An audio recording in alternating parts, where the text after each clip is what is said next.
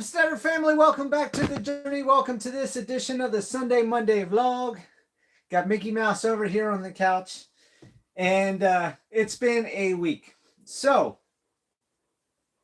I'm going to go over a couple things on what's going on here at the homestead, progress being made, what's going forward, and then I'll get into the topic of protecting your homestead, things to do, and avenues that I take. It may not be avenues you take, but it will give an idea and some context to things you can look into, look forward to, or implement in your own homestead. So this week I've had baby goats born. I didn't get photos posted, but the baby goats are out running around. We've got beautiful weather. It's rain, but we're in the high 50s and mid 60s.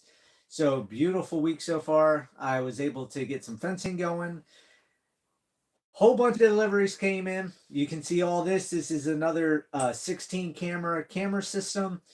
Has speakers or microphones and all that stuff for voice recording and all that type of stuff. I can press a button on my phone and talk through the cameras. So I've got more cameras to hook up and install on top of the other ones that I already have. The shed still isn't here. So I ended up having to call corporate. And the shed has just been sitting there in queue on the inspection. So I was supposed to have it already. It was built 3 weeks ago. And I said, I either need my money back to go buy a Connex or I need the shed. So I got in touch with one of the main managers up in the corporate office, which is, I believe, out of Kentucky. And he was able to get the inspection done that day. He ordered it, and then it's being delivered this week. So as soon as this week gets here, then the shed will be here. I'll get all the stuff from the restaurant moved out, get all my tools, all my clothes, all of everything, since everything's stored over at the restaurant, besides a little bit of stuff stored in here. But as you're going to see, all the shipments have come in. I was hoping to have the shed in first, and then get the shipments in. But we know how things happen. Things don't happen the way we want it. So the shed didn't get here. So I've been stocking up in here. And the dogs are running out of space. So like I said, I got all the camera stuff here. As I turn this around, I've got my inverter right here. I've got my new battery box right there. I have half the mini split up there. And then if we look... Try and use tripod one-handed. If we look up over there, around this box, you can see all the boxes of all the new batteries and stuff. All the gas lines and electric lines and everything like that. So the shed is filling up with packages all over the place. So that's what I've been doing this week is getting all the packages. Everything is here now. Now the only thing I'm waiting for is spring to get here so I can build the power building. As soon as the power building's built, the new inverter will go in, the new battery box, all the batteries, and the solar system in here. Because we all know I still have all my solar in here. So I'll have enough space in the power building to do everything I need to do. That will give me 12 batteries. And right now I'm living on 6 batteries. I can get about 2.5 days without sun. With the rain and clouds we've had right now, I'm down to like 71%, but the system shuts off at 20. I've never got that far. And the last week or week before, whenever it was when I was sick, I got very close to having to run the generator. But luckily, I didn't. So when I have 12 batteries going, I'll have at least a week's worth of power. So if we don't have any sun for a week, then I'll be set. I'm going to try to walk outside for a minute. I know sometimes my video does whatever it does with bad reception, but we're going to see if I go slow enough, if it will pick up. So I haven't posted all my photos and stuff yet, because I've been busy trying to get fencing done. But did make a little other progress. Not sure with it being dark out what I'll be able to get done. But I picked up more PVC pipe. You can see Couple of the sticks of PVC. I started doing the gutters. I haven't got the gutters done yet. And then I went ahead and installed, not installed, but I just bracketed the outside part of the mini split. So this is made by EG4. Not sure if you'll be able to see that right there, EG4. So this is a 9 kilowatt unit. This will do heat and cooling. And then right there, that big old crate right there is another 30 solar panels. So I bought another crate of solar panels. There's 30 of them in there, 410 watts. And right now I only have 16 305 watt panels. So I'm going to have a massive power station here, and I'll be doing good. So I'll be able to run with the new inverter. I'll be able to do the mini split. There, Mr. Chubbs. I'll have everything else that I'm running in here already running.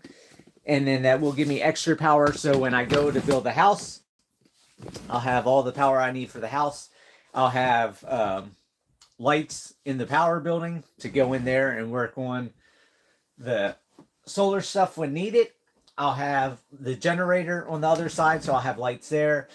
When I get the bathhouse built, I'll have lights in the bathhouse.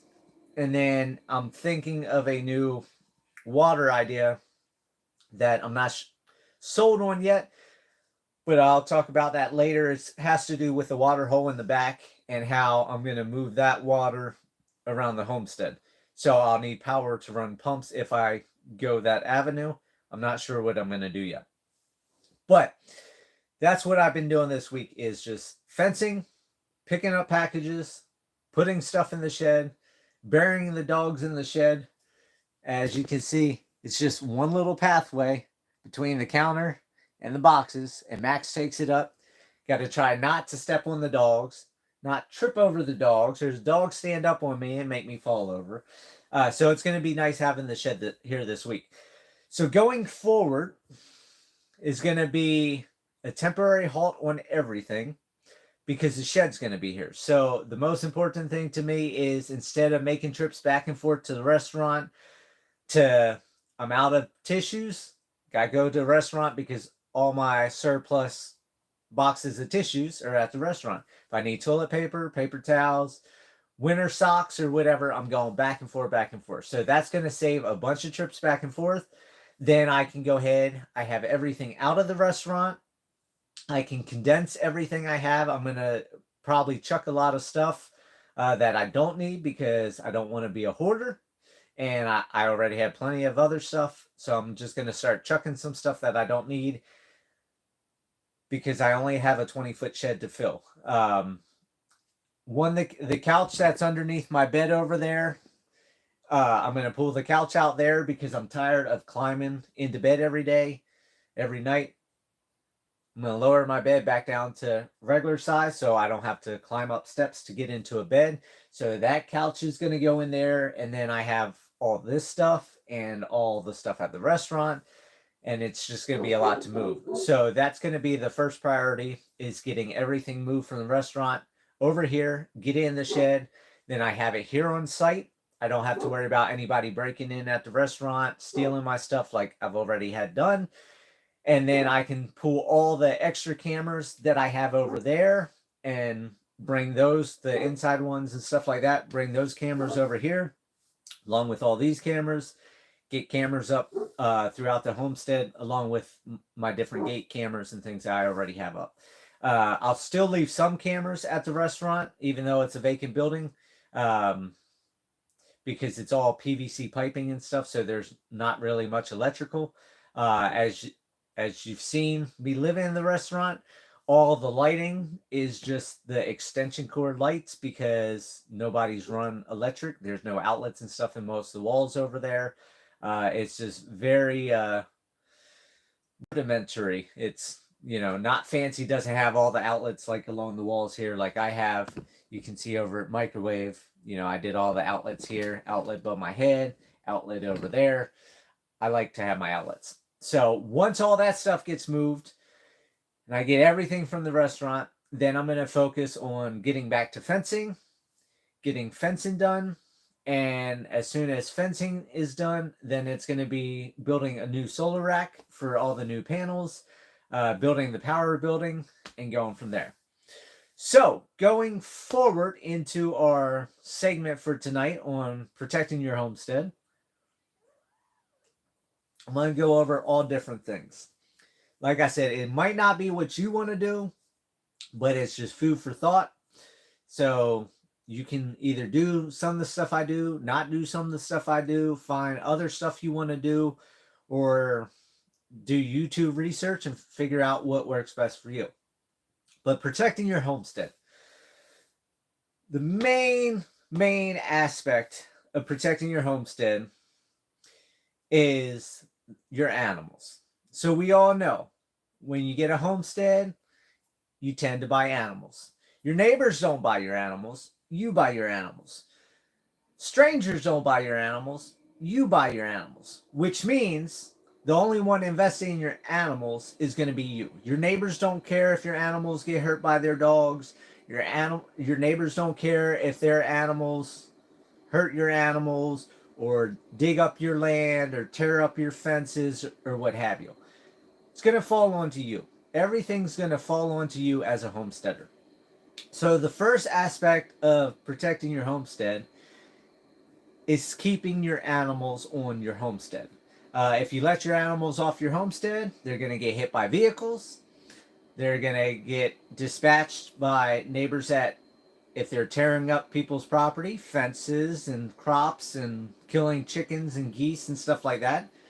Neighbors will dispatch animals. If you're in an area with animal control, then you're going to have issues with animal control and everything like that. So the easiest thing to do to protect your homestead, protect your investment, protect your animals is keeping your animals on your own homestead. Now you may be thinking, I don't have money to buy fencing because everybody sees now I'm doing all this fencing. That's because I sold Colorado. That gave me some money to get all this fencing. If you don't have money, like I didn't have for the last 4 years until I got Colorado sold, what did I do over the last 4 years? Well, I've been doing brush pile fencing. So everybody has seen in all the videos over the last 4 years of me doing the brush pile fencing around the perimeter of the property. I've done brush pile fencing along the different roads. So that way I'm doing whatever I can to protect my homestead. If you don't want to do brush pile fencing, you can go get pallets for free. It's a lot of work. It's a lot of maintenance. And like I said, it's never free because you're spending gas, fuel, wear and tear, and your time going to get the free pallets and then doing all the work to tear them down, to build something up. And then you got to buy new nails, new screws, and go from there. So if you don't have a way of doing brush pile fencing, if you don't have a way of doing pallets or regular fencing that you buy at the store, the next best thing is getting chains or cages and starting out that way. Build a small little chicken run, build a little dog run, just like here. The dogs have a little run here, but I'm doing fencing around. So next spring, the dogs will be able to run a lot of the homestead. They'll be able to get a lot more exercise, a lot more enjoyment, a lot more exploring in. So with that, if you have dogs or goats or cows or pigs or what have you, make sure you do the right fencing. Make sure you're making it where it's not they're not escaping. Make sure you're tightening it up. There's no loose panels. The ground's not dug out underneath with that they can get underneath, or the fence is too short and they can get over top the fence. So that's another thing in protecting the homestead, protecting you, protecting your animals. Because if you go out to Alaska, if you go out to Vermont, if you go out to Colorado, if you go out to Kansas, you don't see chickens in the wild just roaming around. They're dead. You don't see pet dogs out. They're dead. They are domesticated. That's the difference between wildlife and pets. One is wild, one is domesticated. So if you're going to get animals, take care of your animals. Keep them on the homestead. If you have animals, build them a pen. If you have animals, buy them feed. Don't expect your neighbors to feed your animals, because you don't feed your animals and your animals roam free and go and eat somebody's feed. How do I know this? Because a neighbor did it to another neighbor here, and I had a neighbor call me up saying that all his chicken feed just got ate by my pigs, and it's not my pigs. My pigs are in a contained fence inside of another contained fence, so even if they broke out of their pen, they would still be in another fence they would have to get through. So that's what I'm talking about. Now, do my animals ever escape? Not much, rarely. I say that because when I first moved here, I didn't have all the fencing. I didn't have the pen completed. I was trying to build a pen while still containing animals, and they busted out a couple times. And then the camels broke the fence when I first moved out here. When I moved in with Carla, I did a video about that because somebody called and they were walking down the main road out on a walk along or whatever. And I had to bring them a mile back up the road with buckets of feed, get them back in the pen, rebuild fence, and do all that. That's another reason why I did the brush pile fencing. I've talked about that multiple times. Protecting the homestead, multiple fences work best. Everybody just wants to do one fence because it's a lot of work, it's a lot of money, a lot of time, a lot of effort, but multiple fences work better. So by me doing brush pile fencing outside before I had money for fencing, yes, neighbor's dog still got over. The picture you see on this video is a neighbor dog inside the homestead. Comes up here where my dogs are as soon as I get the chance, because it's been destructive. It's dug underneath my fences. It's trying to inflict fights with my dogs right up against the fence. The dog's going to be dispatched. Just like the hogs that I just had to dispatch, they were inside the homestead, being destructive, ate my purple top turnips, they got dispatched. That's another big part of protecting the homestead. You have to protect the homestead. So if something is inside the homestead, damaging, costing you money, unless you just want to keep flushing money down the toilet or throw it on a campfire and burn it, you got to protect your investment. You got to protect your money. So if you have to dispatch an animal, you have to dispatch an animal. Some people say, how can you love animals and be able to dispatch animals? Well, they're not my animals. They're not wildlife. Deer come through here. They don't do a thing to cause a problem. They're not eating my geese. I had 31 geese attacked by a neighbor's dog.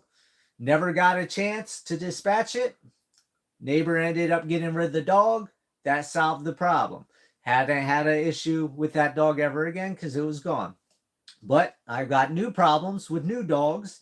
And as you see, like I said, the picture of this video, I zoomed in on the picture so that way nobody knows where the game cam is here on the homestead.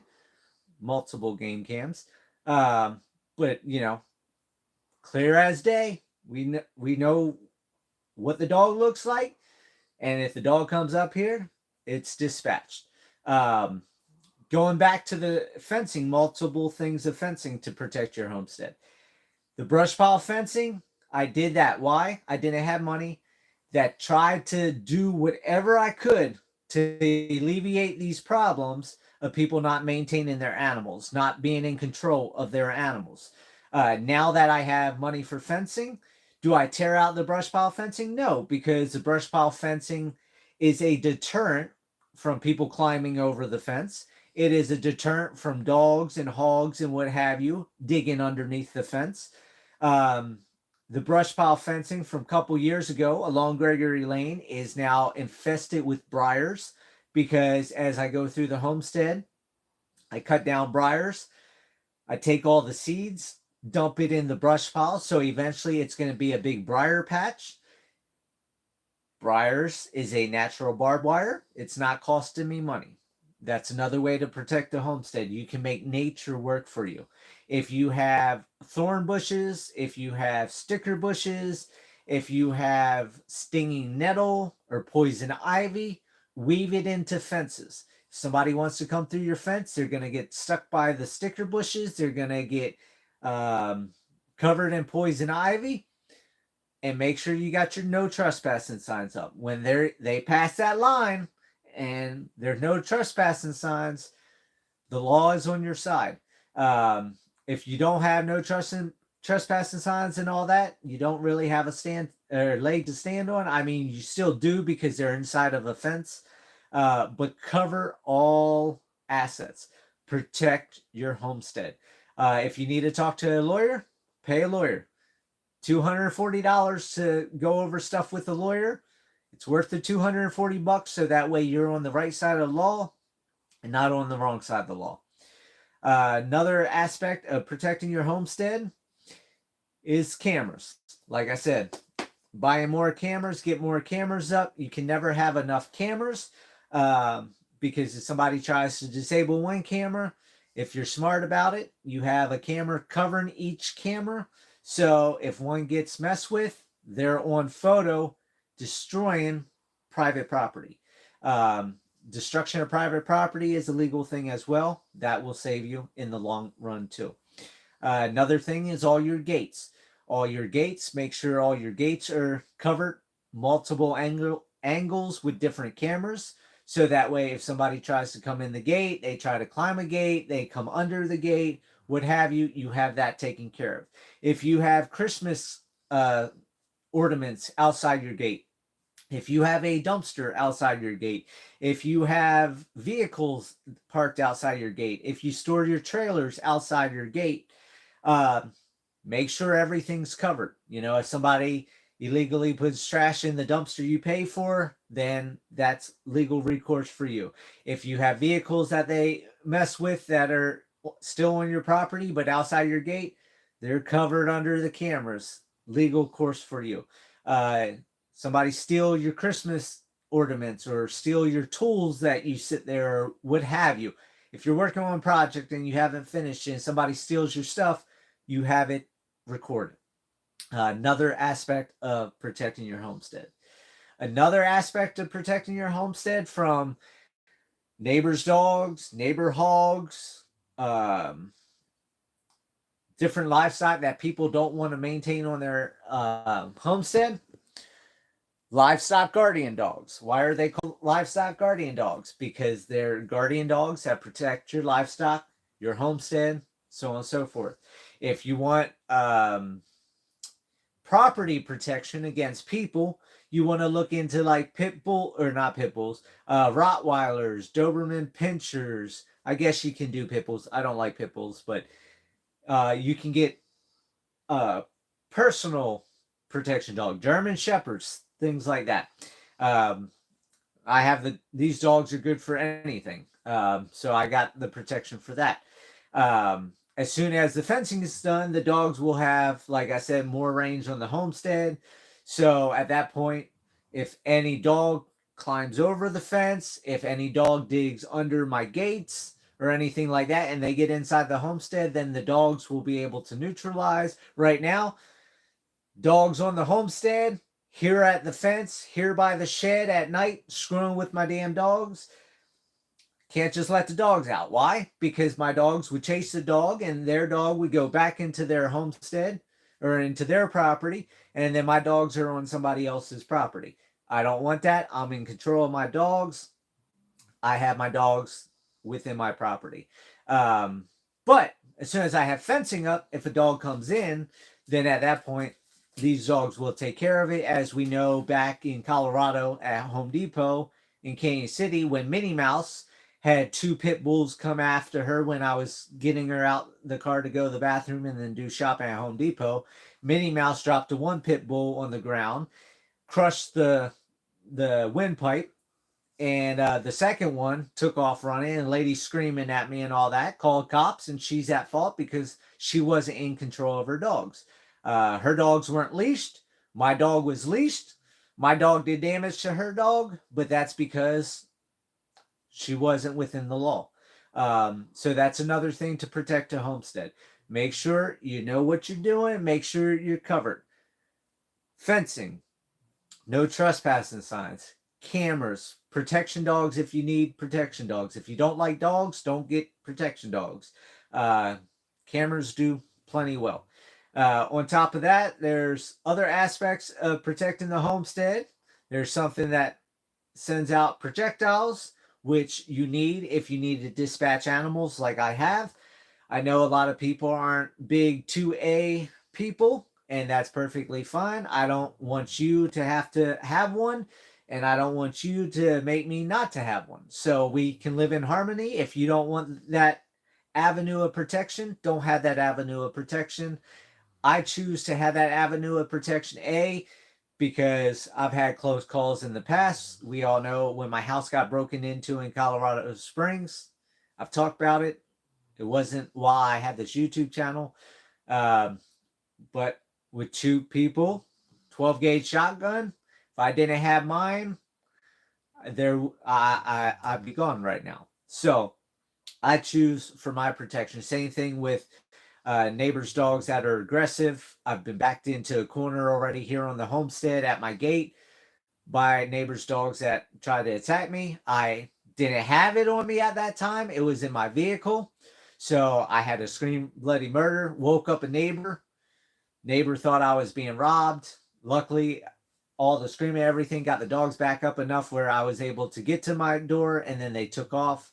But that's the thing. You need to be able to protect your homestead, protect your animals, protect yourself. So if a bear comes into your homestead and tries to attack you,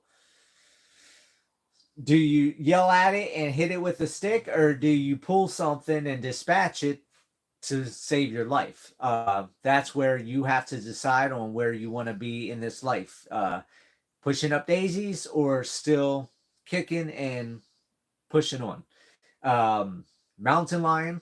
We all know I've had a close call with a mountain lion in Colorado. Within 3 feet of losing my life to that. If I didn't have what I had to protect myself, I would not be here yet again. So I've had many close calls throughout my life. 37 years old, still kicking, still going. A lot of people never see the age of 37. A lot of you boomers out there, including one that I talked to a couple of days ago, was telling me that, said to one of his workers that he's lived this long, and he'd be lucky if he even gets to that age. And that's true. You never know what's going to happen. Get hit by a bus, get attacked by a mountain lion, get food poisoning, cut yourself, don't take antibiotics, and end up perishing from that. But we never know. So all you can do is do your best. Like I said last week on the neighborly chat, try to be the best neighbor you can. Try to do whatever you can neighborly. If you don't have neighbors that want to be neighborly, or they don't care about what's going to happen to your homestead or your animals or anything like that, do what you have to do. Try to get fencing up to protect your homestead. Try to keep the animals out. Then, if you got money, get some fencing up. Help protect your homestead. Keep the animals out. Get no trespassing signs. So animals aren't going to read signs. But you want signs in case people want to be stupid. Get cameras, which, like I said, I've had cameras. Just get more cameras. Get dogs if you want dogs. And just do what you can on the homestead. So with that, I don't have too much else. Let me see if anybody's commented. No comments. So going forward, like I said, the shed's going to be here this week. Move everything out restaurant. Then get back on fencing to keep the neighbors' animals out. In the meantime, like I said, if I got to dispatch animals that are on the homestead doing destructive things, that's something I've got to do to protect the homestead. Legally, I can do other stuff, but I'm not going to do that yet. Like I said, that's my last recourse. I try to do whatever I can to mitigate the situation, try to de-escalate situations, and try to be as neighborly as I can. So if you have bad neighbors, I grew up with my family, neighbors yelling back and forth with my uncles and my parents and stuff like that. Don't do that. De-escalate things. If they want to sit there and stand at the property line and scream and holler and threaten you, just ignore it. If you've got cameras that record, you have evidence. If you don't have cameras in whatever area that happens, put your phone on record and just record it. That's more evidence to protect you and protect the homestead if you have to go the legal avenue and start lawsuits or courts or whatever that ends up going to. Hopefully it never ends up going to that. Besides that, that's the best thing. We all carry this phone. We're attached to the phone at the hip. The phone has cameras. The phone has recording devices in it. The new phones have where when you're on a phone call, all you got to do is slide down and hit record, and it records the phone conversation. If you do the FaceTime chats, you can do the same thing, and it records images as well. So as the person is saying things or pointing to things, it's all recorded on the video. So that's another way of protecting the homestead, protecting yourself, is record everything. Then you have the evidence. You can show you de-escalate or try to de-escalate. You try to mitigate the situation, and who antagonizes, who continues a feud, who escalates a feud and things like that. Then you have all that for legal aspects down the road. But with that, I hope everybody's had a great week. I know a lot of people out there got a lot of snow. I know a lot of people got a lot of cold weather. We're in Arkansas. Beautiful, beautiful Arkansas, where there's no snow, no cold temperature, no heater running, no heavy jackets or anything on, and just being able to coexist on the land, get things done in the sun. Tomorrow's going to be rain. Nothing's going to get done tomorrow. And then I think we got one more day of rain coming up this week. And then it's going to be moving. And then I can get the restaurant changed on the contract. That might be one of the things holding up somebody buying the restaurant is I have it that I need at least 60 days to move everything. So a lot of people don't want to buy something that somebody else stays in for 60 days and they don't have control of it, which I understand. I wouldn't want that either. So as soon as everything gets out restaurant, I can get that changed. The restaurant might get sold.